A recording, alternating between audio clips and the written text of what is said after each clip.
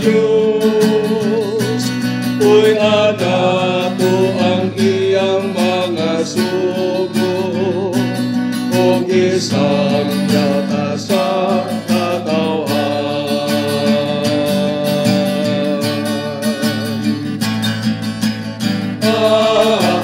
Hallelujah.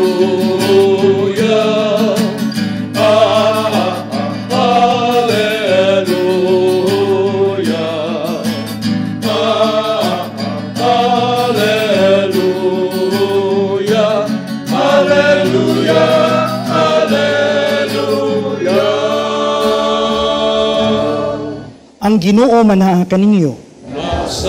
Pagbasa gikan sa Santos nga Ebanghelyo sumala ni Lucas. Si Jesus mingon siyang mga tinun-an, kinsa katong kasaligan sa gagmayng butang, kasaligan usab sa dagko, ug kinsa katong limbungan sa gagmayng mga butang, limbungan usab sa dagko. Busa kun kamo dili kasaligan sa inyong paggamit sa bahandi ning kalibutana, kinsa may mupiyal kaninyo sa tinuod nga bahandi? O kung dili kamo kasaligan sa mga butang sa uban, kinsay mohatag kaninyo sa inyong kaugalingong mga butang?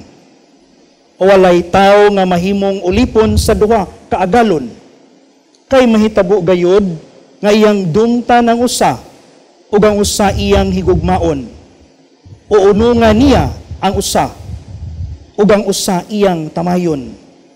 Dili kamo makapaulipon sa Dios ug sa salapi. Ang Ebanghelyo sa Ginoo. Dayon ka, O Kristo.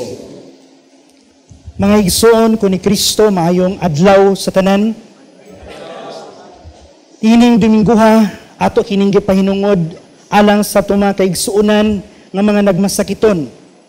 Mga igsuon nato nga nagmasakiton nga naas ilang tagsa-tagsa ka mga panimalay sa mga tambalanan, ug sa mga igsuon nato nga nagmasakiton nga nagsunod nining atong TV Mass.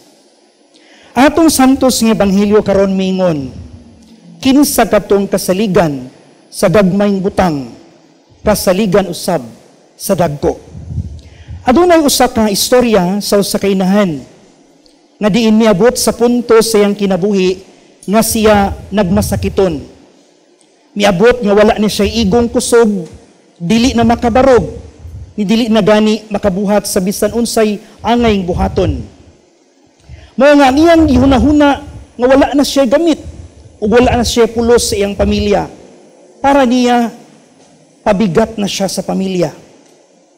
Apan sa kaadlaw niya na nakahuna-huna siya nga, ngano kining akong sakit, ako ining gamiton diha sa pag-ampo. Kay mao man lang niya ako mabuhat karon ang pag-ampo. Akong buhaton ning tanan, ning nahabiling mga tuig sa akong kinabuhi sa pag-ampo. Tuod man, kada adlaw na siya mag-ampo, magrosaryo, magnobina sa mga santos, o magpiesta ni anang panahuna. O gani, kini nakapausab sa iyang disposisyon. Og labaw sa tanan, kini nakapausab sa dagdan ug dagway sa ilang banay. Ang iyang mga anak na makakita nga ilang inahan nga nagmasakiton, nga bisan pa man sa gihambin nga kasakit, anaa gihapon kaniya ang pagkamalipayon. Gani, maoy nakapadasig sa tibuok pamilya, sa iyang mga anak ug sa iyang bana pagpaningkamot, paglahutay, aron mo padayon sa panaw sa kinabuhi. Mga igsoon ko ni Kristo, ang mensahe sa atong Ebanghelyo, nga ang gagmay nga mga butang nga gihalad nato, uban sa gugma ug pagtuo, mahimong dakong gasa ug panalangin alang sa uban. Di natong Ebanghelyo karon mga igsoon, dunay tutulo ka punto nga atong pamalandungan. Una niini mao kini, pagkamatinud-ano nato sa gagmayng butang. Sa atong istorya, para niya walay bili ng iyang kinabuhi, kundi gipaagi na lamang niya sa pag-ampo. Matawag nato nga simple kaayo nga pamaagi, pero dako di ay og kausaban diha sa iyang kinabuhi og sa tibuok pamilya. Nga bisan gamay lamang, basta gikan sa kasing-kasing, dako na kana sa Ginoo. Ikaduhang punto mga igsoon, ang pagsalig sa Ginoo isip tinuod nato nga agalon og tinuod nato nga bahandi. Sa atong kinabuhi karon og sa atong palibot, daghan kaayong mga matawag nato makapugong nato aron makaangkon taan ng kalipay ug kalinaw sa kinabuhi. Sa daghan nato mga gipas-an nga mga problema sa mga panghitabo sa atong nasod, sa mga panghitabo sa simbahan, nga usahay makapawad nato sa kadasig. Apan karon gipahinumduman ta sa Ginoo nga dili kita magpadala sa mga kalibutanon nga bahandi. Kay usahay ang atong pagkinabuhi ato na lamang itugyan diha sa mga kalibutanong butang, sa kwarta, sa gahom, o sa bisan unsang kalibutanon nga mga bahandi nga usahay makapapugong nato sa pagpaningkamot diha sa paglahutay sa panaw sa pagtuo. Atong hinumduman nga kining tanang bahandi, gahom o kalibutanon nga mga butang, mulabay lamang, apan ang gugma sa Dios dili gayod. Ikatulong punto mga igsuon, ang paghalad sa atong mga kasakit ug pamaningkamot uban ni Kristo ug ang pagpalambo sa tiunay nga pagkigrelasyon sa uban.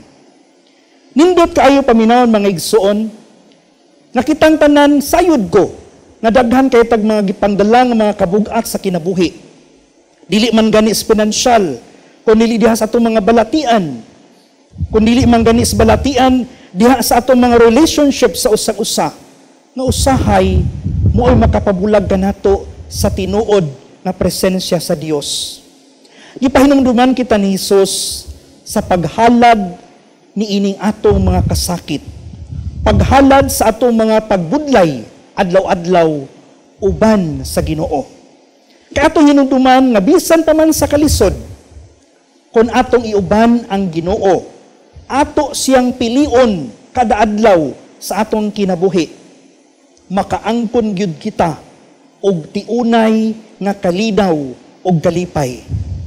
Mga igsuon ko ni Kristo og labi na ang atong mga kaigsuonan nga nagmasakiton, kadaghan kayong mga gidala nga mga kabugat silang dughan, makahimo di ay gihapon kita nga tinugdan sa paglaom og panalangin alang sa uban. Kung si Kristo atong pilion kada adlaw sa atong kinabuhi, kita gayod magmalipayon, kita makaangkon unya sa ganti nga walay katapusan. Amen. Amen.